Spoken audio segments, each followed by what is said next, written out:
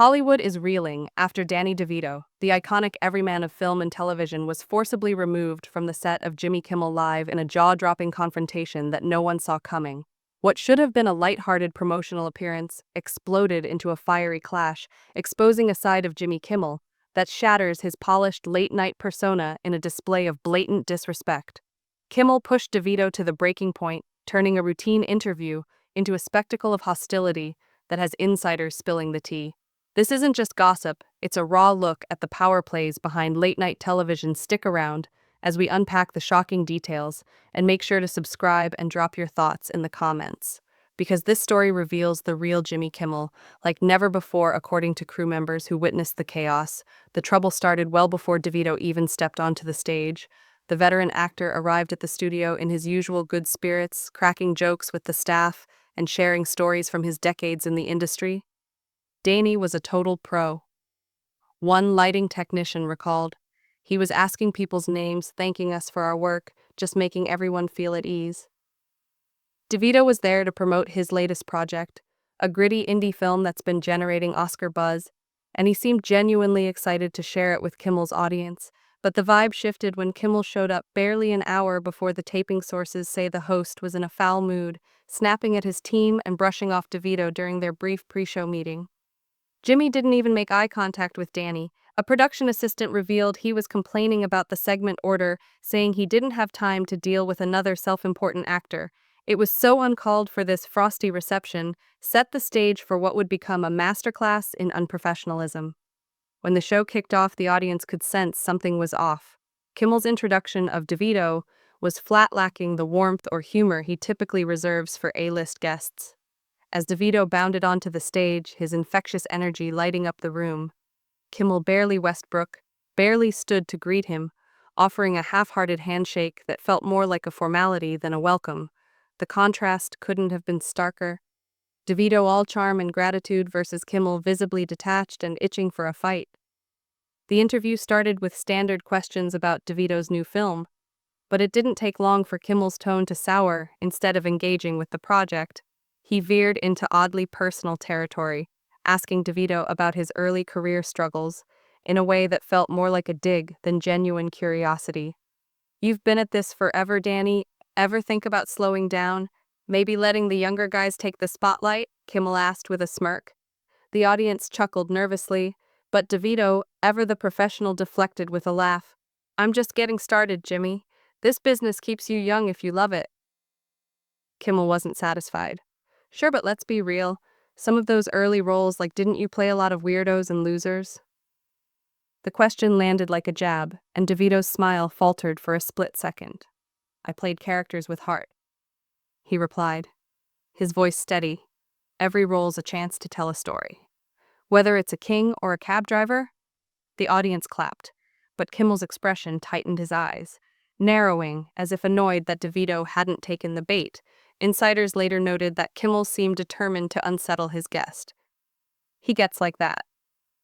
Sometimes, a stage and manager confided, if a guest doesn't play into his shtick, he starts poking harder, like he's trying to prove he's in control. That's exactly what happened next. Kimmel shifted gears, bringing up a decades-old rumor about DeVito's behavior on the set of a classic sitcom. "So Danny, there's this story that you used to, throw tantrums when things didn't go your way. Care to clear that up?" The accusation was out of left field, and the audience fell quiet, sensing the shift from playful to pointed. DeVito leaned back in his chair, his trademark grin replaced by a look of calm defiance. "Jimmy, I've been in this game for over 50 years. You hear all kinds of stories. Most of them nonsense. Anyone who's worked with me knows. I show up, do the work, and treat people right." His response was measured, but there was an edge to it, a warning that Kimmel ignored. "Oh, come on, Danny, don't be so modest." Kimmel pressed, leaning forward. "You're telling me you've never lost it on set?" "Not even once." "I find that hard to believe." The tension was now thick enough to cut. DeVito cocked his head, observing Kimmel as if analyzing an adversary. "I'm saying I don't bother expending energy on theatrics. Jimmy, I save it for the show. Perhaps you should attempt the same occasionally." The audience became indignant, applauding, some even cheering. But Kimmel's suppressed grin did not touch his eyes. He leaned back, evidently shaken, but not about to let it pass. Wow, okay, hard guy, he said, the inflection dripping with sarcasm. Guess you're just too flawless for the rest of us.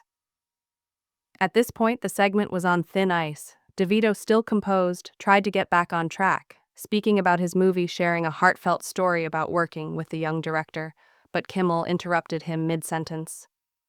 Yeah, great, but let's discuss something more salacious. You and your wife, Rhea. You two have been together forever. What's the trick? Or do you just tolerate each other for the cameras? The question was dripping in condescension, and DeVito's jaw clenched. The audience shifted uncomfortably, sensing the host's increasingly agitated vibe. I'll tell you what, Jimmy DeVito said, his voice low but firm. Rhea and I built a life together, raised kids, created art that is not a joke. It's real. I'm here to discuss my work, not indulge your tabloid fantasies. The reprimand was biting, and the audience applauded again. Louder this time. Kimmel, visibly flustered, tried to spin it off as a joke. Oh, relax, Danny. It's a joke, comedy. This is a comedy show. But the room was not laughing. The producer offstage was frantically signaling to cut to commercial sensing. The segment was careening out of control as the commercial break approached. The studio was a pressure cooker. DeVito sat silently, his eyes fixed on the floor as his publicist whispered urgently into his ear. Across the stage, Kimmel conferenced with his executive producer, gesturing wildly.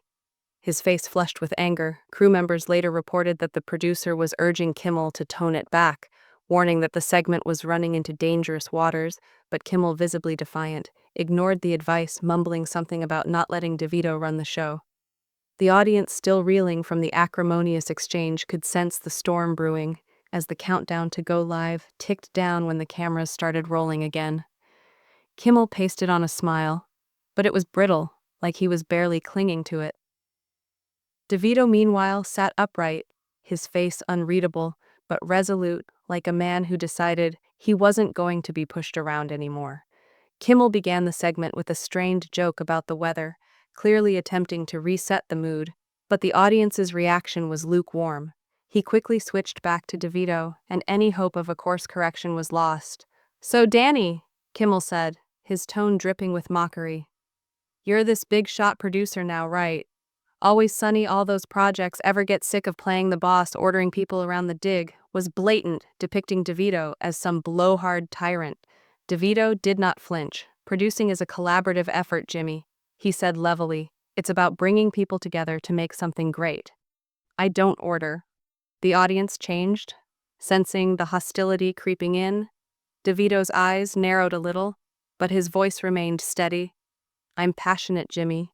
When you care about something, you fight for it. You'd know that if you ever took a chance on anything original. The dig landed hard, a subtle dig at Kimmel's cookie cutter.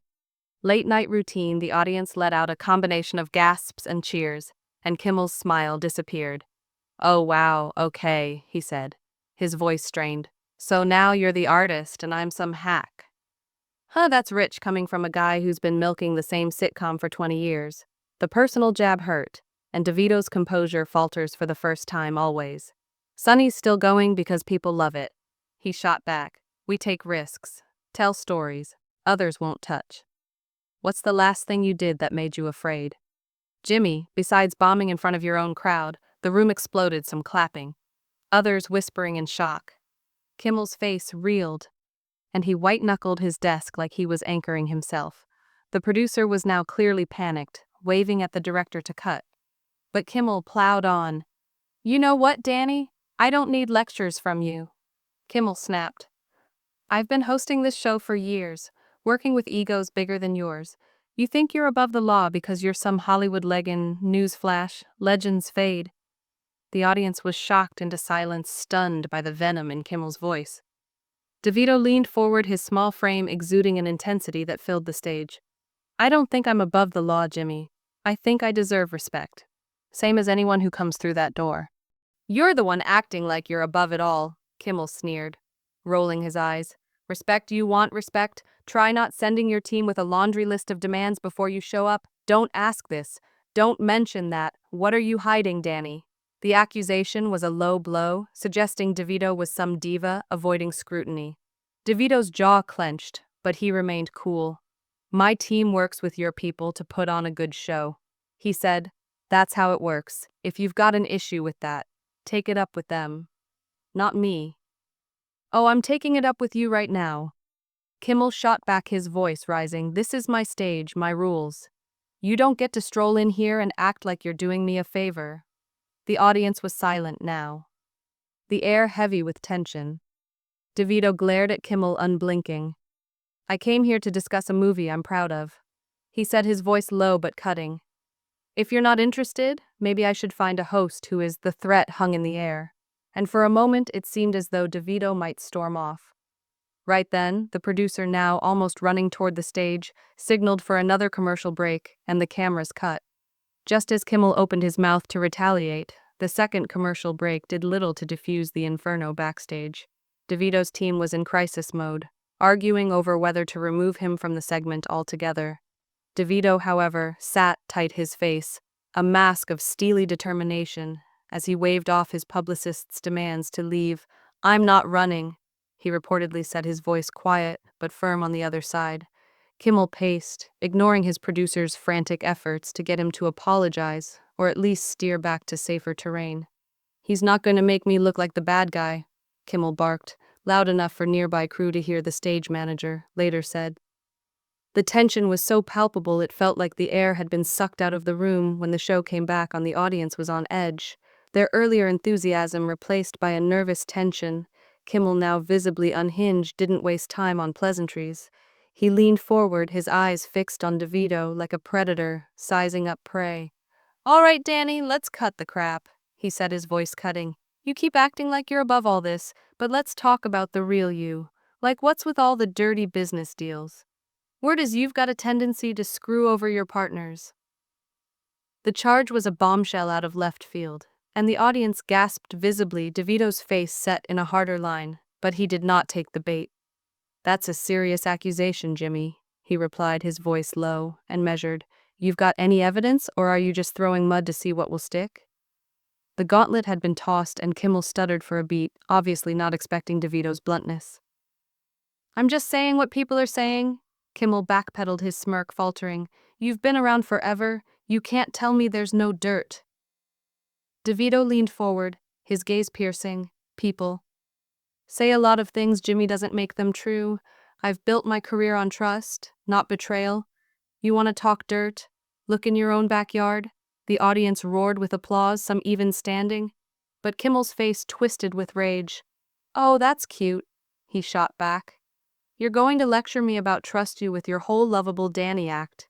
Give me a break. Everyone in this town knows it's just a front. The personal attack was relentless, and DeVito's patience finally snapped. He stood up, his small stature somehow commanding the entire stage. I've had enough, Jimmy, he said, his voice booming with an authority that silenced the room. I came here to talk about my work, not to be your punching bag. You want to play dirty, fine, but don't cry when it bites you. Kimmel laughed, but it was hollow, his confidence cracking. What, you're going to storm off now? Typical, can't handle a real conversation. DeVito didn't budge. A conversation goes two ways. Jimmy, what you're doing is a tantrum. I'm done with it. He turned to leave, and the audience erupted in cheers, chanting Danny. Danny. Kimmel, now visibly panicked, stood up, shouting over the noise. Yeah, go ahead, run. That's what you do when it gets tough, right? The taunt was desperate, and DeVito paused, turning back slowly, his eyes blazing. You think I'm running? DeVito said, his voice cutting through the chaos. I'm walking away, because I've got better things to do than entertain your ego. You're not a host, Jimmy. You're a bully who's forgotten how to do his job. The words landed like a sledgehammer, and Kimmel's face went pale. The producer, now on stage, tried to intervene, but Kimmel shoved past him. You don't get to talk to me like that, he shouted, his voice cracking. This is my show! DeVito, unfazed, took a step closer. Then act like it. Stop embarrassing yourself. The audience was on its feet, some cheering, others stunned into silence. The director, realizing the segment was unsalvageable, cut to commercial again, but not before the cameras caught Kimmel's stricken expression and DeVito's unflinching stare. Backstage chaos erupted as security appeared. seemingly at Kimmel's behest, to escort DeVito out. "You need to come with us," one guard said. But DeVito held up a hand. "I'm leaving on my terms," he said, his voice calm but unyielding. The guards hesitated, clearly unsure how to handle the situation, as DeVito's team rallied behind him, ready to back him up. The backstage corridor was a war zone of egos and adrenaline. DeVito, flanked by his team, moved toward the exit with a quiet dignity, his head high, despite the security guards trailing him. The crew, some openly shaking their heads at Kimmel's meltdown, parted to let him pass, a few whispering words of support. Kimmel, meanwhile, had stormed after them, his tie askew, his face a mask of fury and desperation. "Danny, hold up!" he called, his voice echoing down the hall. "You don't get to just walk out like that." DeVito didn't break stride, but his publicist shot Kimmel a look that could have stopped traffic signaling. This wasn't the time for round two. The head of security, caught between Kimmel's orders and the optics of manhandling a Hollywood legend, tried to block DeVito's path. "Mr. DeVito, we need you to wait. Jimmy wants to talk this out." DeVito stopped, turning slowly to face the guard, his presence somehow towering despite his stature. "Talk's over," he said, his voice steady but laced with steel. "Unless you're planning to physically stop me, I'm leaving your call." The guard glanced at Kimmel, who was now hovering behind, then at the producer, who'd caught up and was frantically shaking his head. After a tense beat, the guard stepped aside, and DeVito continued toward the exit. Kimmel, unwilling to let it go, pushed forward. "Come on, Danny, don't be like this," he said, his tone shifting to a forced calm, like he was trying to salvage his image. "It's just TV, we got heated, it happens. Let's shake hands, move on." DeVito paused at the exit doors, his hand on the handle, and turned to face Kimmel one last time. "Jimmy, you don't get it," he said, his voice quiet but piercing. "This isn't about heat, it's about respect. You disrespected me, your audience, and every person who works for you tonight. That's not television. That's you failing at your job." The words hung in the air, and Kimmel's facade crumbled. "Failing," he sputtered, his voice rising again. "I've been doing this for decades. You think you can come in here and lecture me because you made a few movies?" DeVito didn't flinch. "I think I can call out nonsense when I see it." He said, "You had a chance to do something real tonight, to have a conversation. Instead, you turned it into a circus. That's on you with that." He pushed through the doors, his team following, leaving Kimmel standing in the hallway, speechless for the first time all night. The fallout was immediate. Clips of the confrontation hit social media like a tidal wave, racking up millions of views. Before the show even finished airing, hashtags like Kimmel Unraveled and Team Danny trended worldwide as fans and industry insiders dissected Kimmel's unraveling. Crew members, emboldened by DeVito's stand, started leaking stories about Kimmel's behind-the-scenes behavior, berating staff, dismissing guests' boundaries, and throwing fits when challenged. One anonymous writer claimed Kimmel had a playbook for breaking down guests who didn't play along, a tactic he tried on DeVito with disastrous results. By morning, the network was in damage control. A vague statement announced a brief hiatus for Jimmy Kimmel Live, citing scheduling adjustments.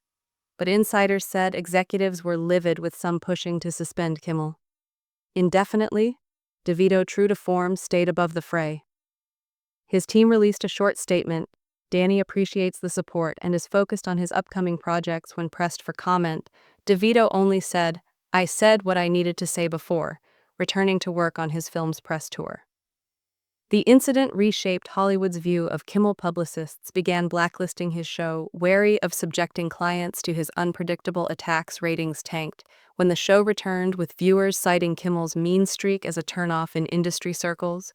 Pulling a DeVito became shorthand for standing up to a bully with grace and grit, a testament to the actor's unflappable resolve. For DeVito's fans, it was a reminder of why they loved him, not just for his talent, but for his integrity in a town that often rewards the opposite. Kimmel, meanwhile, tried to spin the narrative, posting a half-hearted apology on social media that blamed miscommunication and passionate discussion.